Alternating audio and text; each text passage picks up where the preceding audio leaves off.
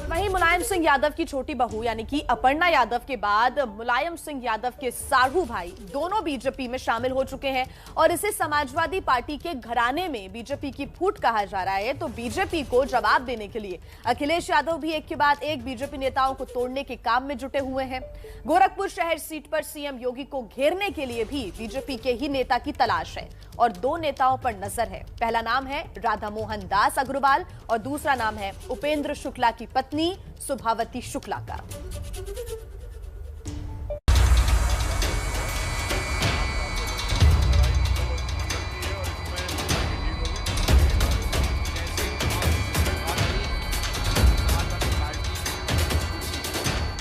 बहुत मजबूत है, बहुत मजबूत है, मैं जानता हूं। लेकिन मजबूती मैंने 2018 में भी देखी है। मेरे पिता भी उपचुनाव के प्रत्याशी थे। तो राजनीति में कुछ भी असंभव है नहीं।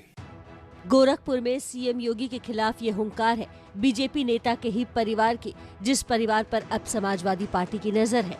आंखों में आंसू लिए ये महिला सुभावती शुक्ला इलाके के दिग्गज बीजेपी नेता रहे स्वर्गीय उपेंद्र शुक्ला की पत्नी।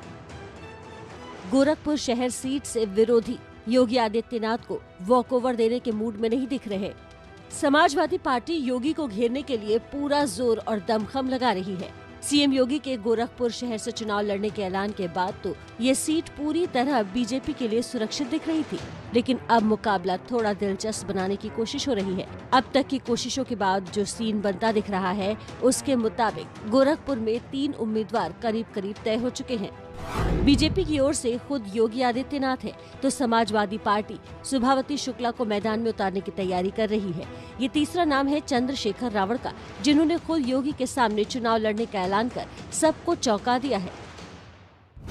समाजवादी पार्टी से मिले धोखे के बाद आजाद समाज पार्टी ने अचानक ये ऐलान किया है कि वो गोरखपुर से योगी आदित्यनाथ को चुनौती देंगे।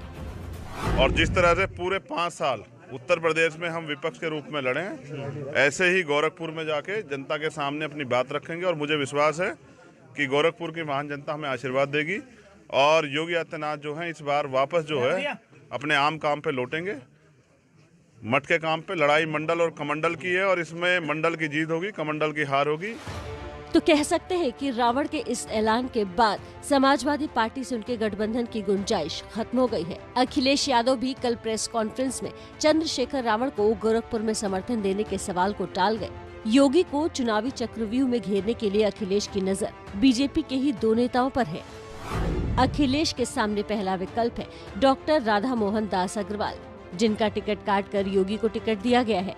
तो दूसरा विकल्प है पूर्व बीजेपी नेता उपेंद्र शुक्ला की पत्नी सुभावती शुक्ला। डॉक्टर राधा मोहन दास अग्रवाल से बात न बन पाने की सूरत में अखिलेश सीएम योगी के खिलाफ एक मजबूत ब्राह्मण नेता को टिकट देना चाहते हैं। ऐसे में उपेंद्र शुक्ला की पत्नी के साथ विनय शंकर तिवारी लखनऊ तक जा चुके हैं। सुभावती शुक्ला की अखिलेश यादव से मुलाकात कराई गई। गोरखपुर के इलाके में कई सालों तक बीजेपी के नाम पर नेतागिरी करने वाले उपेंद्र शुक्ला 2018 में गोरखपुर का लोकसभा चुनाव भी लड़े।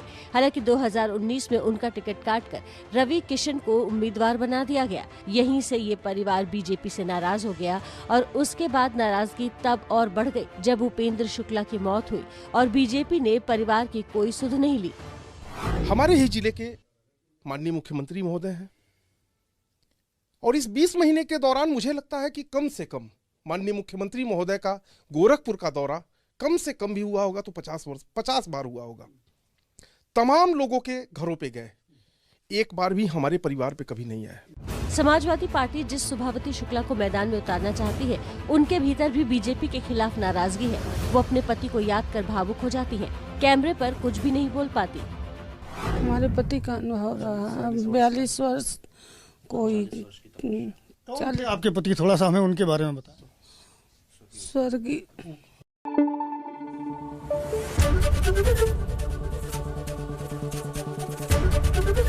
एबीपी न्यूज आपको रखे आगे।